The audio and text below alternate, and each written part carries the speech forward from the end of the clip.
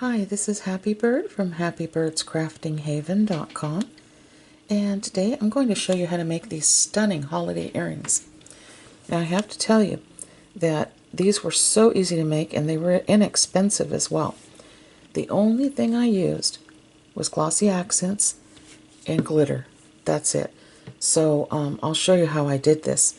Now I did purchase these little bezels from Candy of Candy Tile Studio on Etsy, and I'll put the link down below just in case you want to check her out. She ships out within a couple of days, and so these arrive pretty quickly. She sells these in packages of 10 for $3 or 20 for $6. So I was really pleased with that. And I like the fact that they're not too big and yet they're not too small. So these are 18 millimeters tall and 13 millimeters across.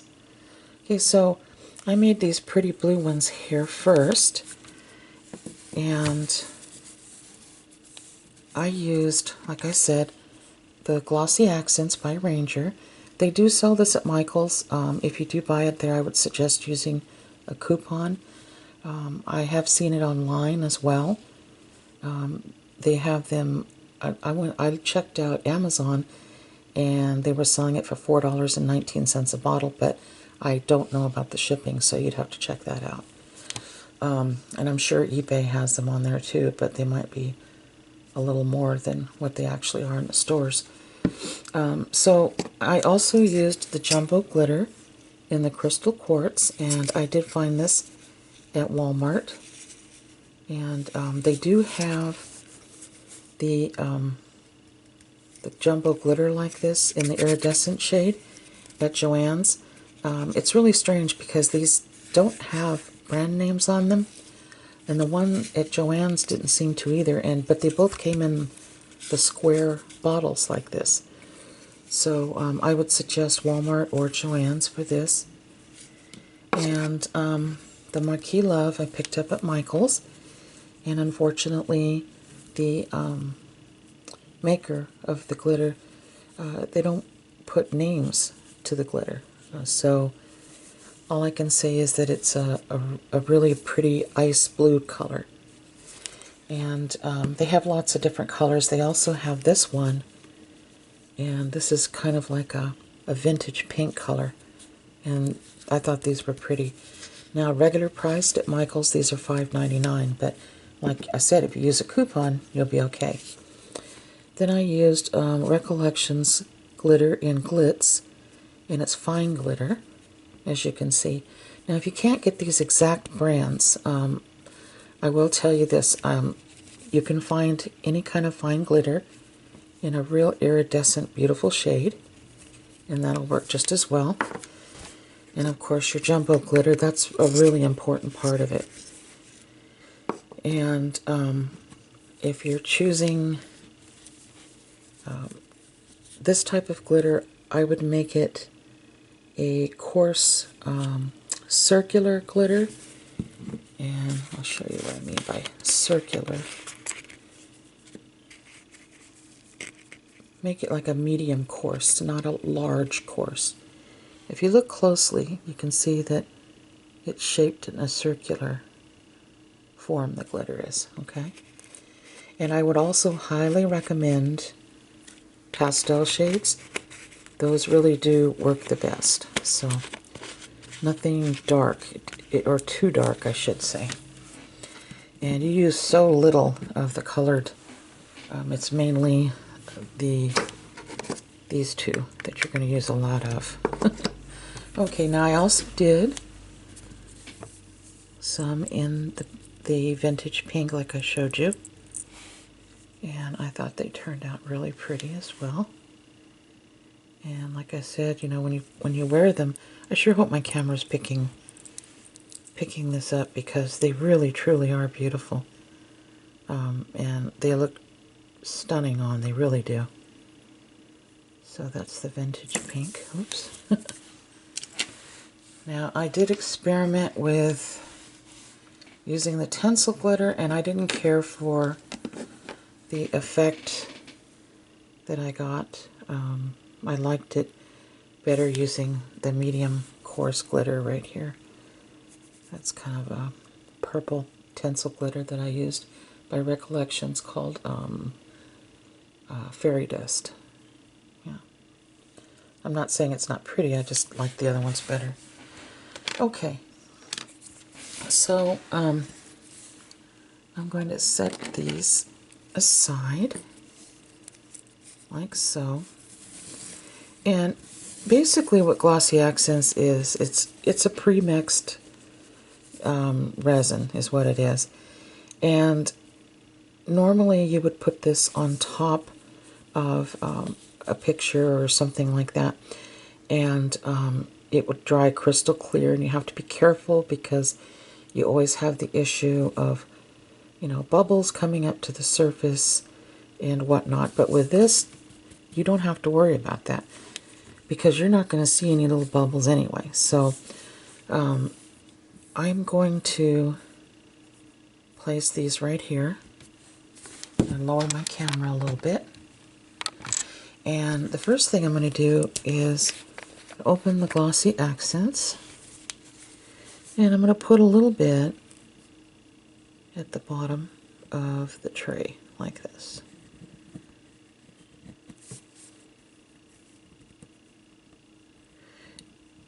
Okay. Alright, just a little bit. Just enough to cover the bottom. And then I'm going to come in with a little bit of the jumbo glitter. And just sprinkle some on there. And that's just the background surface. Okay. Then I'm going to use the blue. So I'm going to sprinkle some blue on it. Just a dab. I'm not pouring it. I'm just shaking the finest amount. Okay. And then I'm going to take my Recollections glitter and sprinkle it pretty good. Like that. Okay. So now you're going to take your toothpick, and the reason why I'm doing two at a time is you kind of want to see what you're doing to one, you want to do with the other. Since they're going to be earrings, you want them to at least kind of match up a little bit. I know it's not going to be perfect, of course, but that way you can kind of see. Alright, so now we did just the real thin layer at the bottom. Now we're going to put another layer on the top, and you'll be able to move this in a circle like that, and you'll see that you can make a mound like that. And it almost looks like it would run over the sides because the mound is so tall, but it's not going to. Just do it in a circular motion like that. Okay. Now, at this point, I'm going to close the lid of my Glossy Accents, and I'm just going to come in, shake a little bit here and there with my blue. Then I'm going to come in with my jumbo glitter again. Sprinkle that on top. Now this ultrafine glitter is great because it kind of fills in any holes or gaps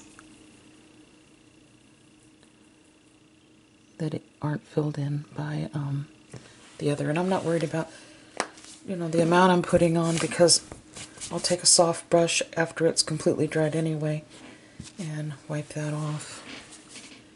Okay, so just gonna kind of push in the large glitter. I'm not pushing it in like underneath the resin. I'm just wanting to make sure that they are kind of angled at different directions to catch the light. And then, of course, at the very last, I'm going to put just a drizzle of blue. And when this dries, all this will change. It won't be milky white, and you'll start to see the beauty of this come out.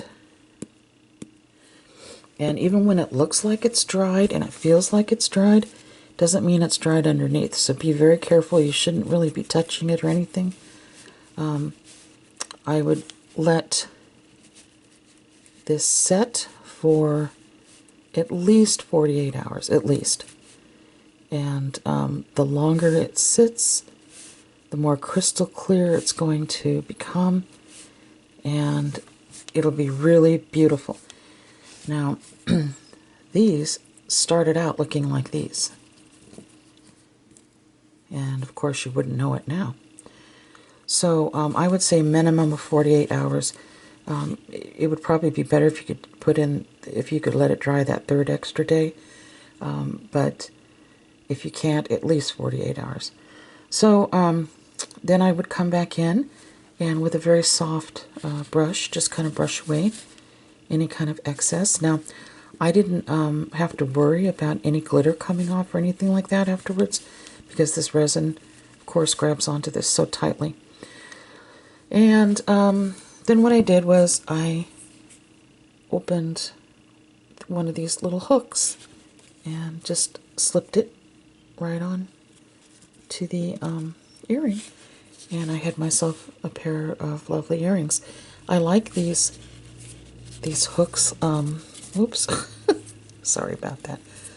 I like this kind of hook. I don't like the look of the hooks that have the spring on them. I just think it really cheapens the earrings. So I just went with a very sleek hook right here. And some people call this a French hook, and some people call this a fish hook. So, just it depends on, I guess, what you're looking for.